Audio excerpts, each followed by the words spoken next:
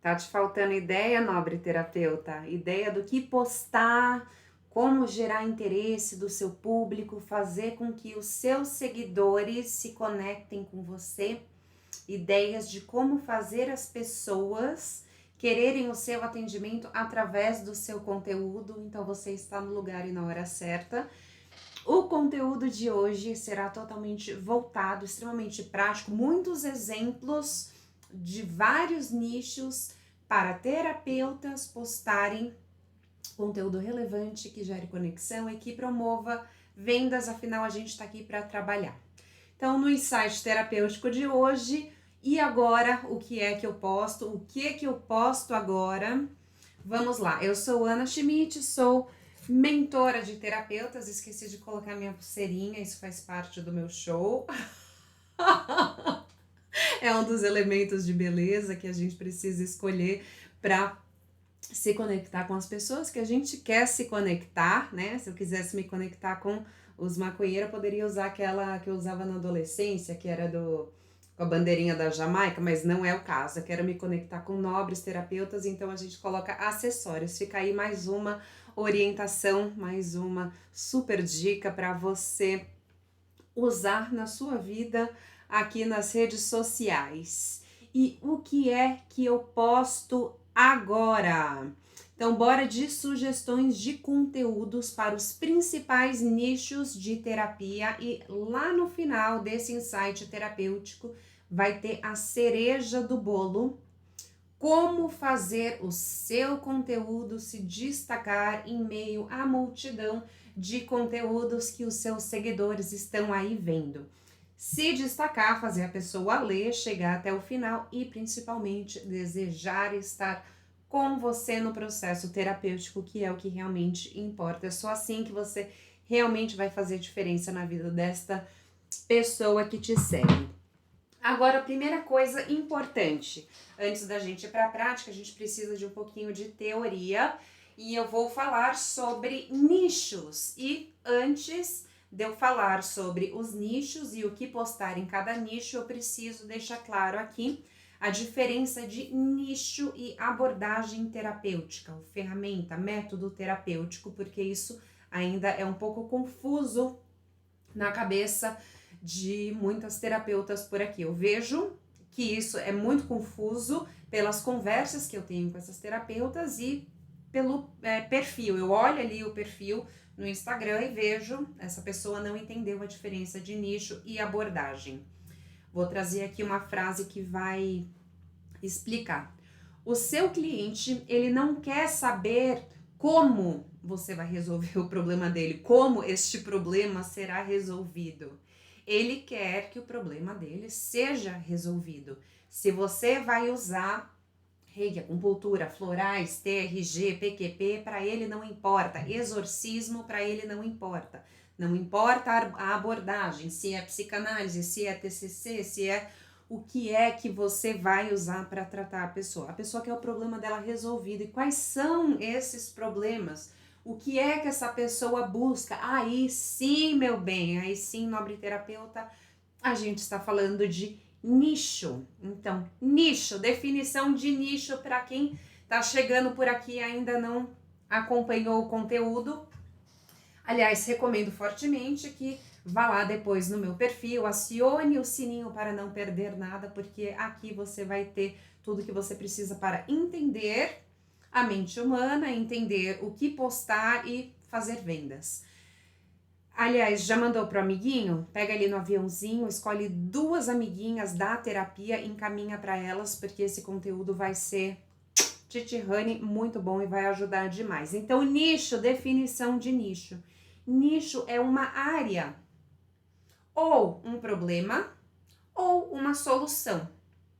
É aquilo onde você, terapeuta produtora de conteúdo que divulga o seu trabalho, vai focar as suas energias ao criar conteúdo, ao elaborar, ao estudar e se aprofundar para trazer elementos de qualidade para os seus futuros clientes, porque a gente não quer coisa rasa, coisa que qualquer pessoa faz. A pessoa, né, que está te procurando, ela quer algo exclusivo de você. Então é importante que você se aprofunde, estude e realmente domine esse assunto, e você vai mostrar que domina focando nesse nicho.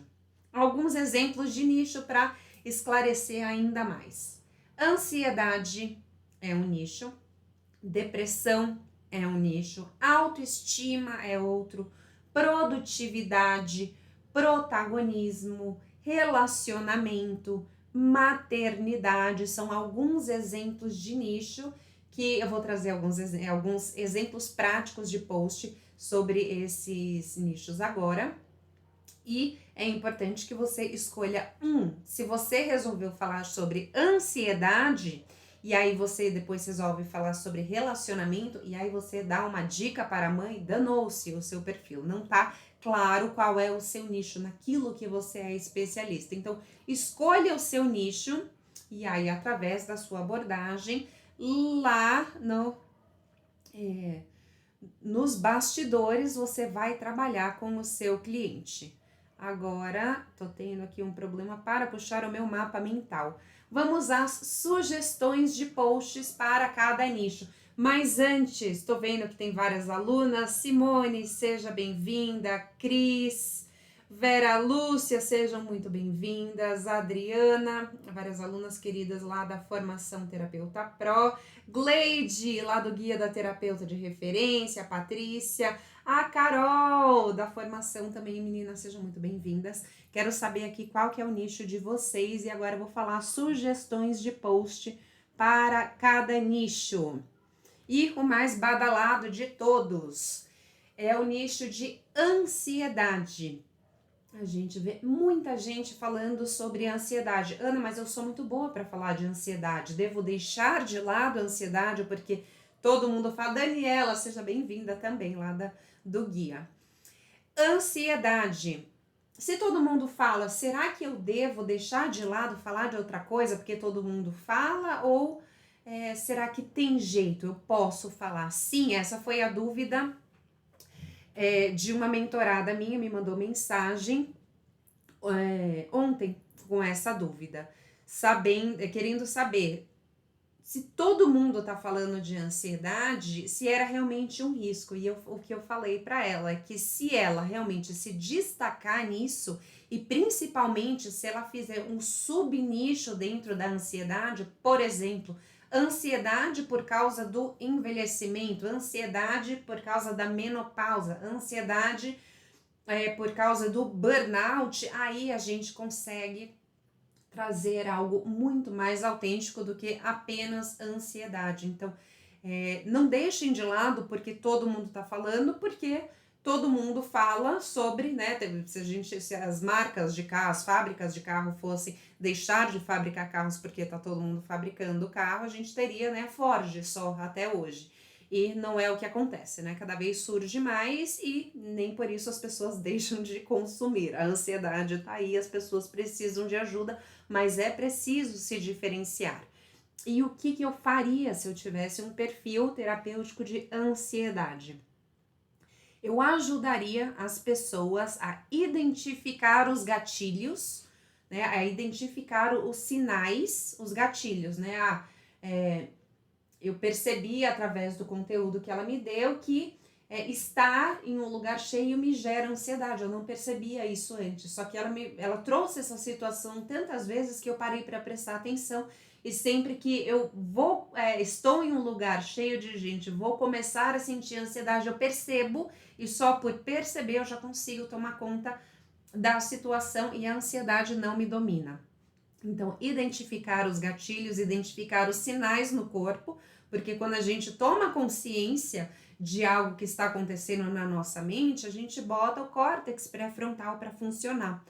Olha, eu já dando aula de mentes, né, de psicologia. A gente bota, na verdade, neurociência, a gente bota o córtex pré-frontal para funcionar. E quando o córtex está funcionando, a amígdala, que é a vilã que gera a ansiedade nesta situação, ela deixa de agir e o córtex racional toma conta e a pessoa controla a ansiedade. Então, sabendo desse mecanismo, você pode trazer conteúdos onde o córtex vai entrar em ação. E você pode também no nicho de ansiedade, dar orientações práticas, simples e práticas para a pessoa conseguir controlar a ansiedade. Óbvio que ela não vai deixar de precisar da terapia se você der uma orientação de segurar gelo, de fazer uma respiração, de descrever um ambiente. Por quê? Porque a causa maior da ansiedade tá lá no fundo, tá lá no inconsciente, tá? Na história da pessoa que ela precisa trabalhar em terapia. Mas se ela percebeu a ansiedade, né, descobriu, entendeu a ansiedade com o seu conteúdo, se ela consegue controlar minimamente a ansiedade, ela vai confiar no seu trabalho muito mais do que se você apenas postar frases motivacionais e um bom dia com uma xícara de café. Faz sentido até aqui? Então vamos lá. Agora, 2 exemplos do que eu traria para ansiedade. Um post, temos 5 tipos de ansiosos. Qual tipo é o seu? Eu investigaria, né? Estudaria aí os 5 tipos de ansiosos, descreveria e faria a pessoa parar para se auto-observar. Então, é um post interativo de verdade. Ali o outro tipo de exemplo, né? Faça essa respiração sempre que a ansiedade aparecer. Ensinar alguma coisa que a pessoa salva e ela guarda você com ela guarda a sua lição com ela. E aí você se torna inesquecível na cabecinha dela. Agora, vocês estão colocando, cadê a aprendizagem? A Cris colocou. Quem mais quer compartilhar? Qual nicho é o seu? Com que nicho que você trabalha? Outro exemplo aqui, sobre autoestima. O que eu faria num perfil de autoestima? Eu conduziria a pessoa a enxergar o que ela tem de bom, porque a vida toda ela foi levada a pensar no que ela tem de ruim, tanto por ela mesma, né, pelo ambiente, como por ela mesma. Ela se deprecia o tempo todo e apenas elogiar não vai funcionar. A pessoa tá lá se sentindo horrível. Não, mas você é ótima, que nem a criança que é burrinha, foi mal na prova e os amiguinhos não gostam. Não, mas o seu cachorro é muito simpático. Olha, você fez um A ali muito bonito. Aquilo não vai alegrar, né? Então não tentando elogiar principalmente de forma, ou motivar de forma superficial, que a gente vai tocar uma pessoa que tem autoestima abalada. A gente precisa levar essa pessoa a entender o que ela tem de bom. E agora os 2 exemplos. O primeiro, as pessoas sofrem com baixa autoestima porque não sabem disso. E aí você gera ali essa curiosidade na pessoa dela entender o que tem por trás da baixa autoestima dela. E o conteúdo fica por sua conta, que é especialista nisso. E o segundo post, a sua insegurança vai te tornar uma pessoa melhor. Como assim? Aí mais uma curiosidade, mais uma... Como assim a minha insegurança? Eu sei que eu sou insegura, mas como que isso vai me tornar? Todo mundo quer ser uma pessoa melhor. E aí você pode também elaborar, falando da superação, de como a gente fica mais forte, enfim, fazer a pessoa também, através de questionamentos, buscar como ela pode se fortalecer através das experiências que fizeram ela se sentir desanimada, né, triste, infeliz, burra, feia e chata, como as pessoas de baixa autoestima se sentem. Afetiva, terapia integrativa. Terminei um curso de terapeuta, mas ainda não me sinto bem para iniciar. Preciso ter um nicho? Sim. Primeiro, coloque o seu nome aqui, porque eu já não sei com quem eu tô falando. Tem um nome vago que eu não conseguiria nem reproduzir depois, porque eu não tô vendo, eu não sei. E as pessoas se conectam com pessoas, elas querem ler nomes de pessoas aqui. Então pode, Simone, coloque o seu nome. Simone do quê? Quem é você, né? O seu nome é a palavra mais importante para você, e para você se conectar com os outros, o seu nome vai ser importante aí também. escolher um nicho é fundamental, porque se você fez um curso para terapeuta e você terminou na semana passada pelo menos mais 300 terapeutas terminaram um curso de terapeuta integrativa baseada em barras de axis, patati patatá.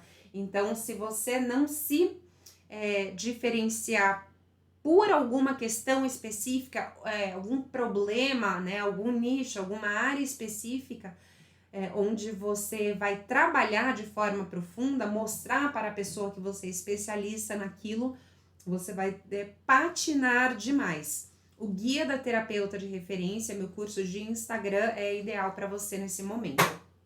Você pode me mandar uma mensagem daqui a pouco para pegar mais informações. Agora, sobre o nicho de produtividade. Não, então, mas o porquê do nicho, né? Só encerrando aqui.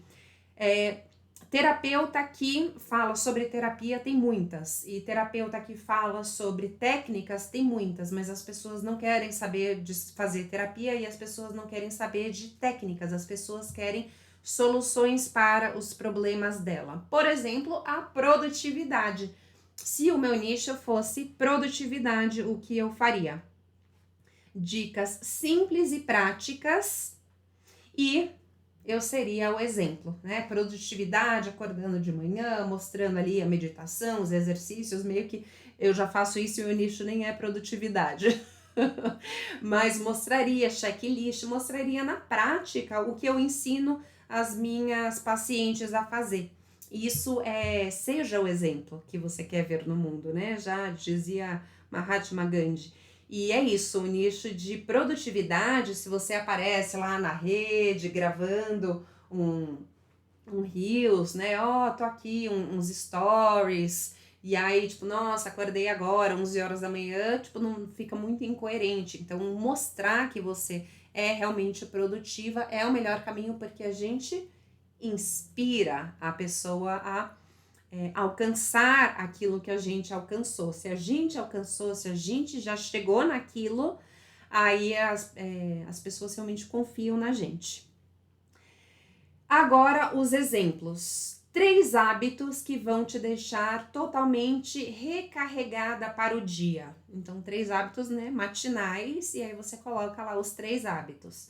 Não olhe no celular, vá dormir tal hora, abra a janela e olhe para o sol durante 1 minuto, assim que você acordar, mas não diretamente, dependendo da hora, porque você estraga a sua retina. Bom, enfim, né, você sabe aí dos hábitos.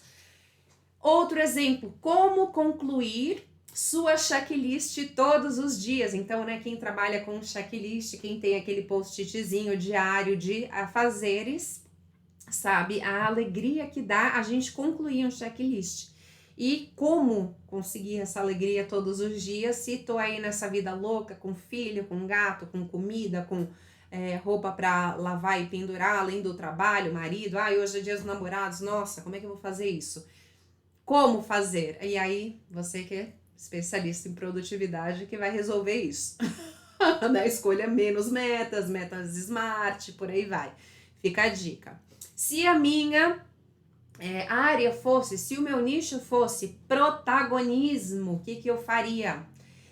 Encorajamento através de histórias de superação. Nós, ser humaninhos, temos algo muito primitivo, que é a nossa facilidade em se conectar com histórias. Antigamente, lá na época da galera que vivia meio em caverna ainda, né? Depois as pessoas que migravam, enfim, ao longo da história inteira, tudo era ensinado através de histórias. Os contos de fada, quem curte contos de fada, já leu a Gênese, né? A história dos contos de fada, vai saber que as pessoas, os ensinamentos sobre as ervas venenosas, não vá pelo mato aí porque o bicho vai te pegar, tudo isso era ensinado através de histórias. As pessoas se reuniam em volta da fogueira, porque não tinha celular, né? Não tinha aquecedor, ar-condicionado, televisão, para cada um ficar no seu mundo. As pessoas se reuniam no fim do dia em volta da fogueira, que era a fonte de luz que tinha, e ficavam contando histórias. e isso ficou ali no nosso inconsciente coletivo. A gente aprende através de histórias, a gente se liga, se conecta, sempre que surge ali o início de uma história, a gente já pega, né? Vide trailer, o efeito que os trailers, início de filme, propaganda de novela, tudo isso, os contos de fada, história em quadrinho, tudo isso, esse fascínio tem um poder incrível na gente, porque a gente tem muito forte a paixão por histórias. Então, se você quer inspirar alguém a ser protagonista da vida dela, e a história que ela se conta da vida dela é uma história de insegurança, de fracasso, de estar sempre na sombra dos outros, encorajá-la através de histórias, ao meu ver, né, histórias de superação, é o melhor caminho, porque se aquela terapeuta conseguiu, ela era mais fodida que eu e tá aí, né, fazendo vidinho aí nas redes sociais. Nossa, e essa paciente dela, cara, coitada, olha onde ela chegou, que legal. Então, você contar histórias, isso inspira a gente. Eu já volto aí para ver todas as perguntas e comentários de vocês. E agora, 2 exemplos de conteúdo que eu escreveria para o nicho de protagonismo. Como eu faria se tivesse com medo de pedir demissão? Eu daria o exemplo, né? Contaria uma história fictícia, caso eu não tivesse passado por isso, para mostrar narrativamente algo que faz a pessoa tomar a decisão da vida dela, que muitas vezes o problema da pessoa é estar num trabalho que ela não gosta, ela sabe que ela pode sair patati patatá, mas ela não tem coragem. Então, como eu faria? Daria esses enredos de exemplos e contaria as histórias. Maria não acreditava que poderia liderar uma equipe porque foi o que lhe disseram. Meu Deus, o que disseram para Maria? Né? E aí contaria a história da Maria e aí colocaria uma foto dela no final, um depoimento dela no final. Gente, depoimentos, falando nisso, trazer ao longo do seu conteúdo sempre, onde, Ana? Nos stories, nos destaques, aí você salva um destaque só de depoimento, no feed, tanto em carrossel, como no fim de um carrossel desse, como em reels, né? Você coloca aquele fundo verde, coloca o depoimento e apresenta o depoimento contando a história da pessoa. Prove que você é foda, prove que você é boa, não tenha medo. Aproveite todos os depoimentos que te aparecem e traga aqui. E se tiver, sim, totalmente direcionado para o nicho que você decidiu trabalhar aqui no Insta, chuchu beleza, melhor ainda. Agora, sobre o nicho de relacionamento, mostre o que está atrapalhando o casal a se dar bem. Porque o que acontece nos relacionamentos? Tretas. E por que acontecem as tretas? Porque cada um tá ali dentro da sua bolha e não consegue enxergar o que tá ali de conflito, né? Eu reclamo que o boy não lava a louça e o boy reclama que eu encho o saco para ele lavar a louça quando ele ainda tá fazendo a digestão. E o que existe ali no meio? Né? Eu parar e pensar, o boy ele vai lavar a louça depois que ele fizer a digestão, e ele pensar, ela tá aflita achando que não vai. O que falta? Falta comunicação. Então mostre o que tá faltando, o que tá atrapalhando o casal de se dar bem. A gente trazer esses elementos para o nicho de relacionamento vai fazer a pessoa que está lá consumindo o seu conteúdo parar e olhar para o próprio relacionamento. E aí, ela percebendo isso, entendendo, vendo que faz sentido, você já ganhou a pessoa. E aqui 2 exemplos. Faça como os casais da década de 50 faziam. No caso, uma coisa mais suspense, sei lá, né? Foi um exemplo aí. O que os casais faziam na década de 50? Só quem viveu verá, né? Outro exemplo, o pior inimigo do amor está entre vocês. Aí isso gera uma curiosidade. Nossa, mas quem será o inimigo? A sogra? É ela? Já sei. Não, e não é a sogra, né? A sogra tá porque tem mais alguém ali no meio, que é a permissividade, que é papapá. E aí você que é especialista em relacionamento vai falar. Eu sei me relacionar. E olhe lá. Agora sobre nichos de maternidade, essa aí eu manjo já, né? Pari 2 e estudei muito sobre educação de criança, disciplina positiva, tenho pedagogia, trabalhei com crianças e atendi crianças, psicopedagoga, muitos anos. Amo esse nicho e provavelmente se eu tivesse assim ativa na terapia, eu estaria orientando pais ali na área da aprendizagem. Aliás, são alguns nichos que eu ficaria bem na dúvida. Focar mais em maternidade, orientação de pais, ou mais na questão de aprendizagem, métodos de estudo. Não é só vocês que têm dúvidas não, gente. A gente também sofre aqui. O que eu faria no nicho de maternidade? Acolheria e orientaria as mães com firmeza e gentileza, né? Aproveitando aí os princípios da disciplina positiva. E os 2 exemplos. 3 sinais que o seu filho precisa de limites. Meu filho não precisa de limite. Tipo, ele tá se jogando, ele tá gritando muito, ele tá mordendo, tá batendo nos amiguinhos. E aí explicaria o que tem por trás. Tudo bem a criança morder até certo ponto, ela não tem autorregulação, tal, mas ela precisa também ser acolhida, ela tá com fome, ela tá com raiva, ela tá sofrendo bullying, ela tá negligenciada, ela tá com a fralda suja, né? Mostraria o que tem por trás, o que é que a pessoa precisa fazer para dar limites, sem formas de violência, enfim, essas coisas importantes que as mães da atualidade estão começando a aprender. Outro exemplo, a melhor forma de trabalhar a culpa é compreender. Entenda, por que eu trouxe culpa aqui? Porque acho que a maior questão que uma mãe tem, assim, geral, né? A mãe, ela se irrita, ela perde a paciência, ela fica na dúvida, assim, mas geralzão é a culpa. Então, eu traria essa questão da culpa para o meu conteúdo. E como trabalhar essa culpa na maternidade, como elaborar essa culpa no dia a dia através da educação ali. Agora eu vou ler as perguntas e aí eu já chego aqui na conclusão, checkmate, sobre o que o que não pode faltar, o que deve estar presente no conteúdo de vocês. Então, segura aqui um pouquinho. A Kátia, meu nome é Kátia, estou terminando o curso de psicanálise e quero trabalhar com identidade saudável. Como posso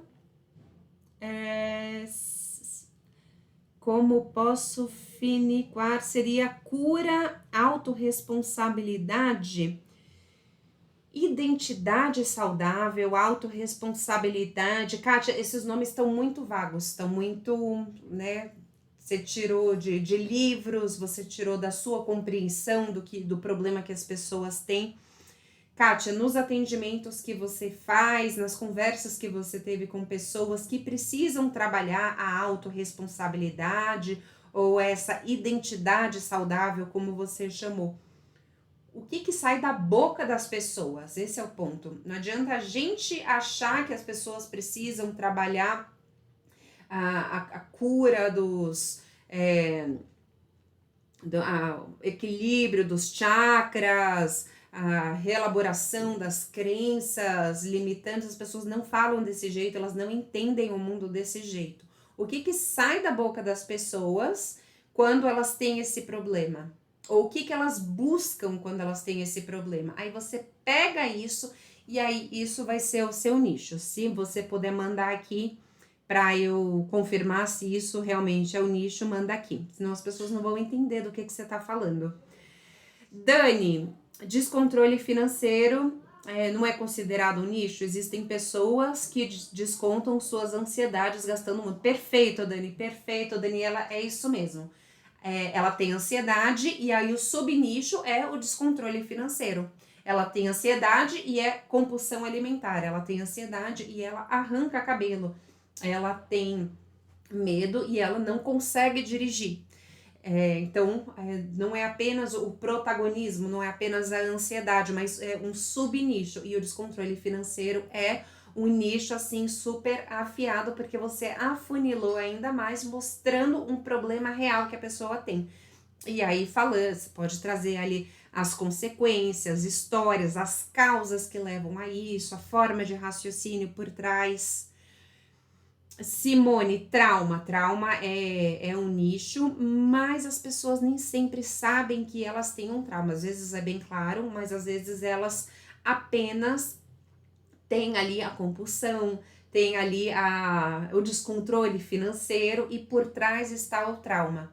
Então, o trauma como nicho, você vai precisar trabalhar muito na educação das pessoas, na conscientização dos sintomas que isso gera.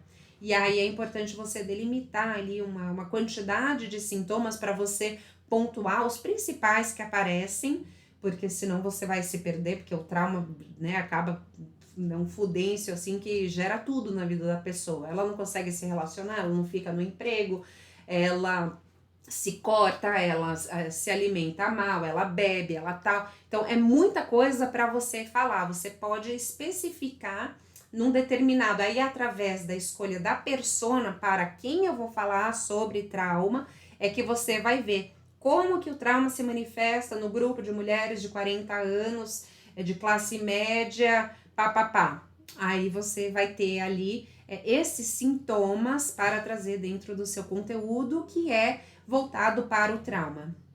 Consegui explicar?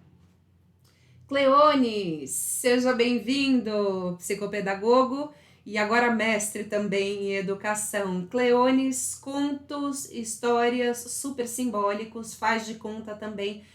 Acontece com idosos, trabalho muito assim, que legal. O Cleones, ele é mestre em educação, psicopedagogo, especialista em idosos. Não é fofo demais, gente? Muito bom. Eu com idosos e mães e pais atípicos precisam de cuidados, verdade. A Kátia, seria identidade. Identidade, no caso, né? Saber quem eu sou. Pode ser identidade. É um nicho. As pessoas que não sabem o que são. E trazer também a questão do, além de quem eu sou, qual é o meu papel aqui? Qual é o sentido dessa merda toda, né? Você vai entrar até em questões bem filosóficas, além de autoconhecimento. Mas não coloca autoconhecimento no seu perfil, porque as pessoas não buscam por autoconhecimento, elas buscam, né, o que as pessoas falam. Aí você vai saber o que colocar, trazer ali no seu conteúdo, na sua bio. Seria sobre quanto as pessoas se moldam e não vivem suas identidades, quanto que não são elas mesmas, tá, entendi, não, é um nicho bem interessante. Aí como você vai entender isso, vai elaborando, vai escrevendo a respeito que as ideias vão vir. Mas também fica o convite, vem pro Guia da Terapeuta de Referência, que lá você vai aprender como fazer isso e transformar tudo isso em conteúdo rapidinho. Aliás, todos os exemplos que eu trouxe aqui de títulos, eu tirei da lista de títulos de sugestão que tem lá no guia. 70 títulos para você se inspirar e criar o conteúdo. E agora vamos para o grande finale sobre os elementos que devem estar presentes nos seus conteúdos. Quer se destacar de verdade? Saia da caixinha, faça diferente, não faça clichês, faça diferente, faça algo que realmente chame a atenção, gere interesse, vontade da pessoa continuar lendo aquilo. Se é igual a tudo, né? Aqueles emojis lá que as tias Mirtes mandam, as pessoas não querem ver. Mas se é algo que chama atenção, que gera curiosidade, então vamos aí para algumas coisas que você deve fazer na criação do seu conteúdo. Exagere, use exemplos, use metáforas. Metáfora, no caso, explique através de outros contextos. Descreva a cena, quando você descreve a cena, a pessoa vai imaginando também. Traga, leve a pessoa a sentir cheiros, sabores e emoções com o seu conteúdo. Gere curiosidade. Converse com as pessoas, traga naturalidade aos seus conteúdos. As pessoas não querem saber de conteúdo que você traz assim, sério.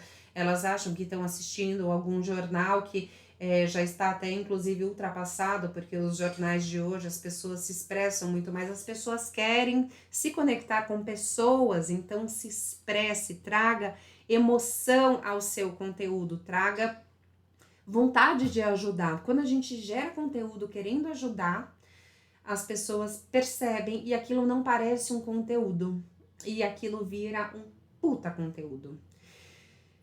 Gere curiosidade, converse com as pessoas, leve a pessoa a chegar a conclusões através de perguntas. Através de perguntas, de questionamento, a pessoa vai chegar às conclusões. Em vez de você, né, socar a goela dentro, as afirmações, as ideias que você quer trazer, por exemplo, o seu marido só vai te amar o dia que você fizer isso, isso, isso, isso. Não é, né? Você já fez isso para o seu marido? Ah, e quando ele chega em casa, o que você faz?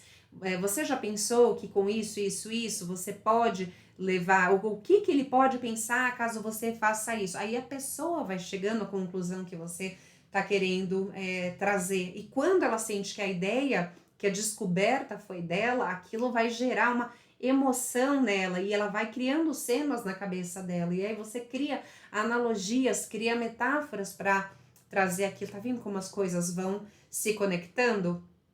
E agora, para finalizar, use sempre uma e apenas uma ideia central, ideia core, big idea em cada conteúdo. Se você vai falar que para uma relação picante você deve usar óleo de amêndoas, você vai trazer ali o óleo de amêndoas na relação picante. Você não vai falar sobre o bom dia de manhã, você não vai falar sobre o trocar de meia toda noite. Você vai falar sobre o óleo de amêndoas para relação picante. Aliás, acho que óleo de amêndoa é fedido, né? Nem seria muito picante. Mas enfim, foi o que me veio. Freud veio explicar esse óleo de amêndoa agora. Então, galera do YouTube, se inscreva no canal e acione o sininho para não perder nada.